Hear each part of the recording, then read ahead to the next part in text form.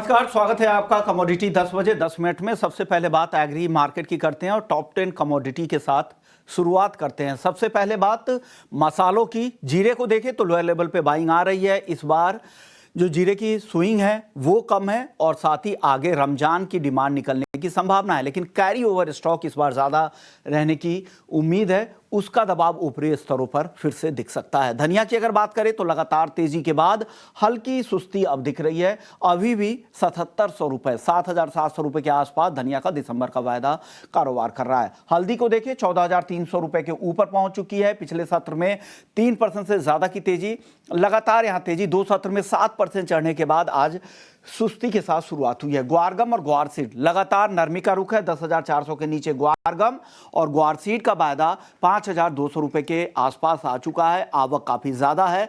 आगे आवक जैसे जैसे कम होंगे यहां पर कीमतों को सपोर्ट मिल सकता है।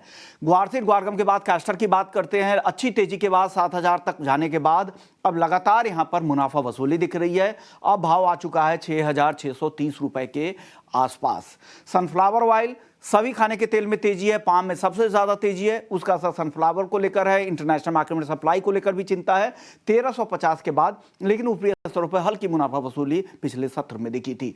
कपास, यहां पर भी कमजोरी है। अराइवल का सीजन है और साथ ही मांग उस तरह के है नहीं। एनसीडीएक्स कपास अप्रैल वायदा 1520 के करीब आ चुका है।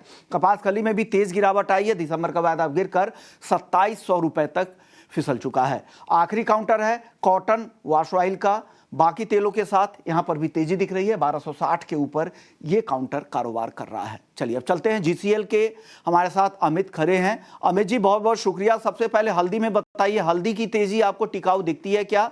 2 सत्र में 7% की तेजी के बाद यह तेजी कंटिन्यू होगी, क्योंकि कहा जा रहा है कि ग्राउंड पर फसलें अभी काफी अच्छी है और नए सीजन में काफी अच्छा उत्पादन हो सकता है। क्या लग रहा है? हालांकि नए सीजन के माल आने में भी 2-3 महीने का वक्त है, उससे पहले कुछ तेजी और बन सकती है क्या? नमस्कार सुमन जी, बिल्कुल नमस्कार। ये शॉर्ट टर्म की तेजी है। इसका फायदा भी ट्रेडर्स को उठाना चाहिए। हालांकि ज्यादा लंबी तेजी की उम्मीद नहीं है, बट ट्रेडिंग के लिहाज से अगर देखें तो 14,100 के आसपास दिसंबर वाला टीएमसी में एक खरीदारी का ट्रेड 1-2 दिनों के लिहाज से किया जा सकता है। नीचे में 13,800 रुपए का स्टॉप लॉस लगाए। ऊपर में 14,700-800 तक के टारगेट देखने को मिल सकते हैं। 14,700-800 अगर प्राइसेस आते हैं तो वहां पर ट्रेडर्स को मुनाफा बुक जरूर करना चाहिए, क्योंकि वहां से फिर से एक करेक्शन जो है टीएमसी में देखने को मिल सकता है। जी ओके, जीरा बताइए। 25,400 के ऊपर है। क्या कुछ और तेजी होगी या दायरे में ही रहेगा जीरा वायदा? बहुत ज्यादा तेजी की उम्मीद नहीं है, क्योंकि इस बार कैरी ओवर स्टॉक भी काफी ज्यादा रहने वाला है। बिल्कुल, काफी प्रेशर जो है चार्ट पे देखने को मिल रहा है। ओवरऑल देखा जाए तो पिछले 2 सालों में काफी अच्छी गिरावट या फिर कहें हम करेक्शन जीरे की कीमतों में देखने को मिला है। करंट भाव बिकवाली करना चाहिए। 25,385 400 के आसपास का भाव है, यहाँ पर बेचें।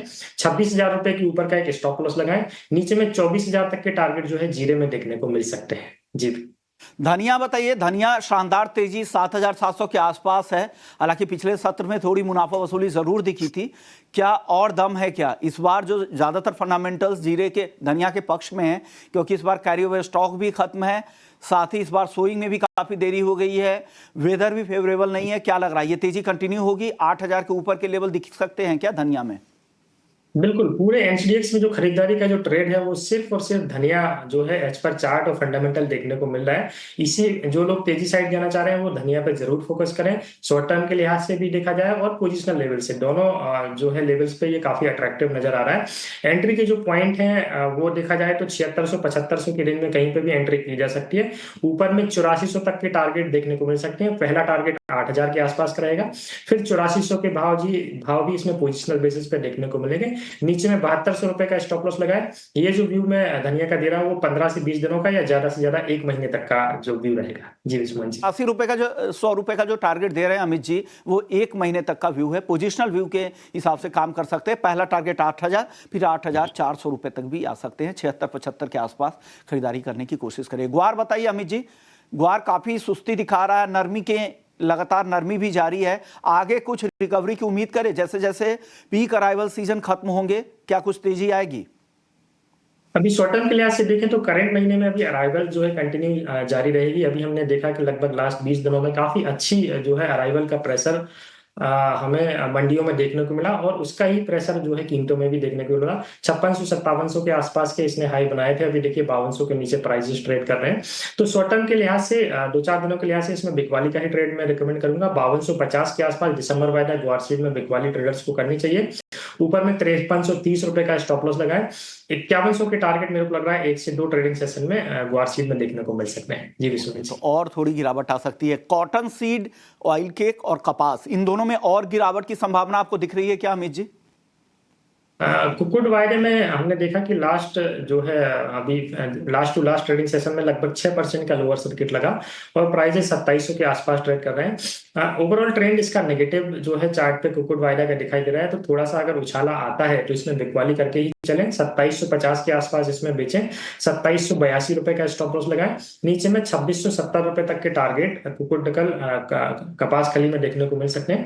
वहीं पे कपास जो है एनसीडीएक्स अप्रैल 2025 की मैं बात करूं तो ये मार्केट थोड़ा सा ओवरसोल्ड अभी चार्ट पे दिखाई दे रहा है। 1520-1530 की रेंज में इसमें शॉर्ट टर्म के लिहाज से 2-3 ट्रेडिंग सेशनों के लिहाज से खरीदारी की जा सकती है।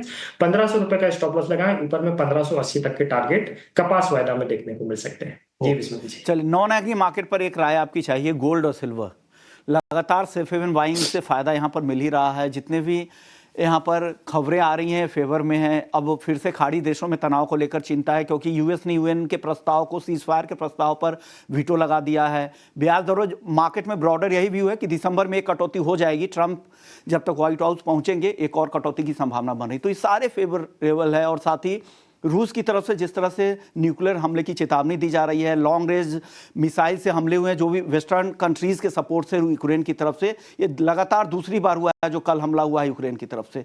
क्या ये सारे फैक्टर गोल्ड को फिर से रिकॉर्ड की तरफ ले जाएंगे और चांदी भी तेजी से ऊपर जाएगी? क्या लग रहा है? बिल्कुल विस्मन, ये सारे फैक्टर गोल्ड की तेजी की ओर इशारा कर रहे हैं। करेक्शन जो इसमें ड्यू था वो ऑलरेडी ट्रंप के इलेक्शन में आने के बाद, ट्रंप के राष्ट्रपति बनने के बाद देखने को मिला।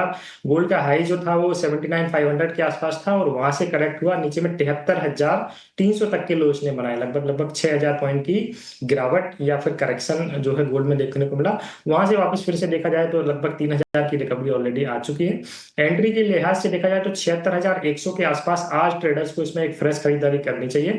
आज या कल तक का टारगेट इसमें 76,500 से 76,700 रुपए तक का रख सकते हैं। नीचे में 75,900 रुपए का स्टॉप लॉस फॉलो करें। ओवरऑल देखा जाए तो 10 से 12 दिनों के ट्रेडिंग सेशन में 77,200 तक के भाव जो है गोल्ड में देखने को मिल सकते हैं। जी विष्णु जी। शुक्रिया अमित जी, आपने वक्त निकाला, नॉन एग्री और एग्री मार्केट पर अपनी राय रख दी।